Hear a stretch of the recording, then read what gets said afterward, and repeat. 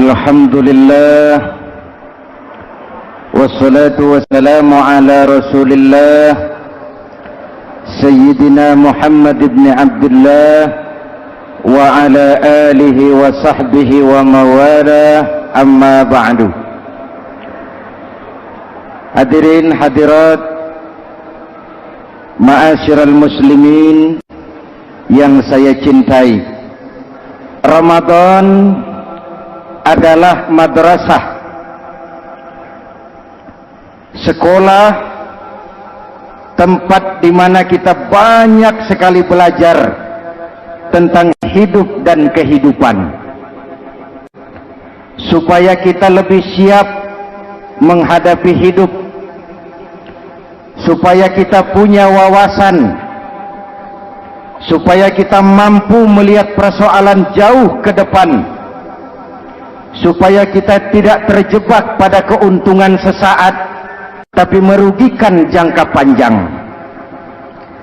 Malam ini saya ingin mengajak kita semua melihat kurikulum Ramadan. Pelajaran apa yang diberikannya kepada kita? Pertama, Ramadan mengajarkan kita menjadi orang-orang yang sabar, ulet, dan tahan uji. Ini zaman di mana persaingan tajam, betul? Jangankan jadi pejabat tinggi, jangankan jadi pengusaha sekarang ini, jadi kiai saja kalau tidak sanggup bersaing,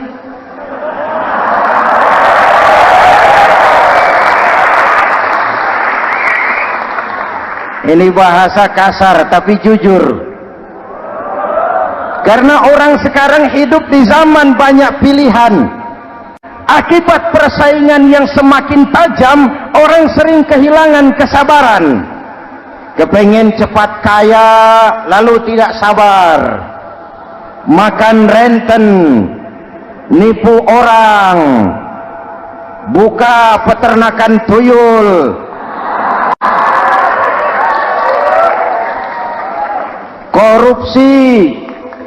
Sekarang ini kan lagi santer Bulog Gate jilid 2. Rupanya memang tajam uang Bulog itu. Bulog sudah memakan salah seorang mantan ketuanya, berdua amang. Bulog sudah memakan seorang presiden. Sekarang Bulog sedang mengarah kepada ketua DPR. Kita lihat hasilnya.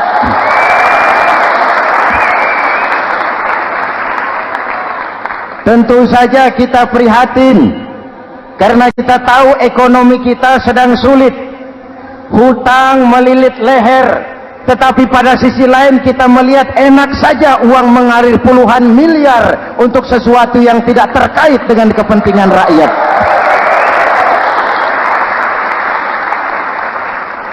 Karena itu puasa mendidik kita sabar, biar lapar melilit perut, biar haus mencekik tenggorokan. Kalau maghrib belum datang, jangan sentuh makanan, jangan ambil minuman, sabar. Betul? Ada waktunya. Lalu lintas itu macet karena kendaraan besar tidak mau ngalah, kendaraan kecil tidak tahu diri.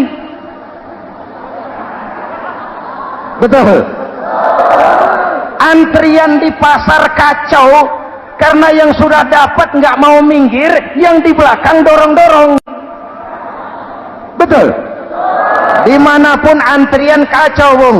Kalau yang sudah dapat mau dapat lagi, yang nunggu kelamaan, akhirnya dorong-dorongan, kacaulah kehidupan sosial.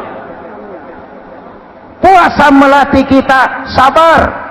Karena sebagai bangsa kita punya latar belakang sejarah. Kita ini bangsa yang ditempa oleh segala macam kesulitan. Kita 350 tahun dijajah Belanda, sulit. Setelah merdeka, kita dirongrong oleh berbagai macam pemberontakan, susah. Lalu PKI berontak, susah lagi. Lalu berdiri Orde Baru, lama-lama susah lagi. Orde Baru selesai, muncul reformasi, masih susah juga. Kita bangsa yang ditempa oleh kesulitan, bangsa yang tahan bantingan, bukan bangsa yang cengeng. Karena itu mari kita menjadi diri kita. Kita akan gagal kalau kita mau jadi orang lain. Kita akan gagal kalau kita hidup di bawah bayang-bayang orang lain. Jadilah kita diri kita sendiri. Sabar, ulet, dan tahan uji. Inilah kurikulum pertama dari pelaksanaan ibadah puasa. Sehingga dengan dibekali sifat sabar, kita bisa mengendalikan diri. Manusia hebatnya ya. Ayo kita banding-bandingkan. Malaikat, binatang, manusia. Malaikat tidak diberi nafsu, hanya diberi akal. Kalau malaikat tidak pernah salah, wajar. Jibril nggak pernah korupsi ayat. Ini ada ayat bagus, saya pakai sendiri saja ini. Tidak. Malaikat maut tidak pernah salah address mencabut nyawa orang yang belum waktunya mati. Tidak pernah. Dan itu wajar. Malaikat makhluk tanpa alternatif.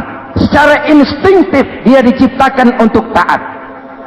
Sebaliknya binatang diberi otak tapi tidak diberi akal. Binatang hanya diberi nafsu. Kalau binatang tiap hari salah, wajar. Ayam, kalau sudah datang syahwatnya, tidak usah menoleh. Ini banyak orang apa tidak? Betul. Kuda keliling kota, tidak pakai celana, tenang saja. Betul. Dan wajar, namanya juga binatang. Sedangkan manusia diberikan akal dan diberikan nafsu. Tiap hari terjadi perjuangan. Kadang akal menang, kadang nafsu yang menang. Ketika akal menang, kita lebih tinggi dari malaikat. Ketika nafsu yang menang, kita lebih rendah daripada binatang.